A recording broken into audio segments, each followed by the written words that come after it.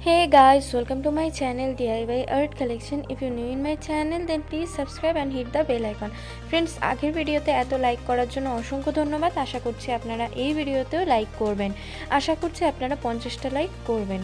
So এই ডিজাইনটি তোলার জন্য প্রথমে আমি মাঝখানের অংশটি তুলব এবং এর জন্য এখান থেকে প্রথমে 4 তুলছি এবং এইভাবে 1 2 3 4 1 2 3 এরপরে আরও একটা ঘর গুনব 4 এইভাবে আড়াআড়িভাবে একটা 4 তুললাম। ক্রস স্টিচের ক্ষেত্রেও কিন্তু সেমই প্রসেস বা গুণ সেলাই যেটা বলেন, তো ওখানেও আপনারা একই প্রসেস অ্যাপ্লাই করবেন। তবে এই ক্ষেত্রে এই যে এই যোগ চিহ্নটা সেটা কিন্তু তৈরি হবে না মাঝখানে এবং দুটো ঘর নিয়ে তৈরি হবে। তো ফ্রেন্ডস, এটা তৈরি হয়ে গেল সেন্টার পয়েন্ট। এখন এর সাইডের অংশগুলোতে সেলাই করব। সাইডের অংশ সেলাই করার জন্য এইভাবে এখানে ক্রস তৈরি করছি। গ্রিন কালারের সুতো নিয়েছি এবং এখানে কিন্তু দুটো ঘর নিয়ে জাস্ট এইভাবে স্টিচ করা। এক্ষেত্রে একটা অ্যাঙ্গেল মেইনটেইন করে, অর্থাৎ এইভাবে কৌণিক দিক বরাবর আমি সেলাইটা করতে থাকবো। এক্ষেত্রে টোটাল আমি 6টা 4 তুলে নেব।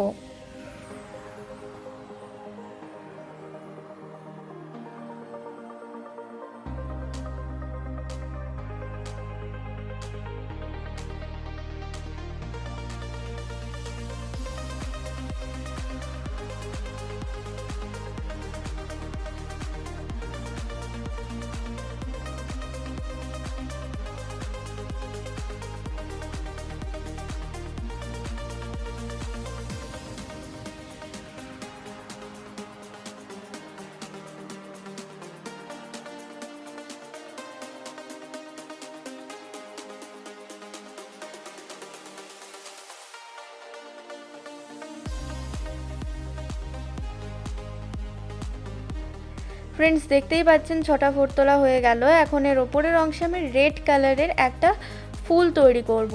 আপনারা যদি চান তো এটাকে গ্রিন কালার দিয়েও করতে পারেন অথবা রেড কালার, যেটা আপনাদের পছন্দ হয় সেটা করতে পারেন। তো প্রথমে এরকম একটা 4 তুলে নিলাম। এখন এর সাথে কৌণিকভাবে আরও আরেকটা 4 তুলে নিচ্ছি।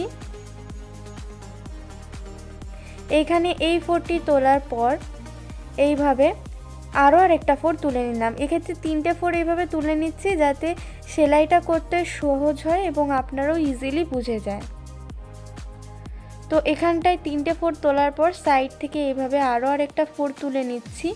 এখন এইভাবেই অন্য আরেকটা কর্নার যেটা আছে মাঝখানের 4টি, তার পাশ থেকে এইভাবে আরও আরেকটা 4 তুলে নেব। তো এইভাবে কিন্তু আমার এই অংশটি তৈরি হয়ে গেল এবং একইভাবে আমি আরও 3টে সাইডে স্টিচটা করে নেব। দেখতেই পাচ্ছেন যে এইভাবে ফ্লাওয়ারের পোর্শনটা তৈরি হয়ে গেছে। তো এর সাইডের পাপড়িগুলো তৈরি করব। সাইডের পাপড়িগুলো তৈরি করার জন্য এইভাবে 4টে ঘর কাউন্ট করে ঠিক আগের প্রসেসটাই মেনটেন করে একটা ক্রস তৈরি করছি। এখন এর মাঝখান দিয়ে আরও দুটো 4 তুলে নেব।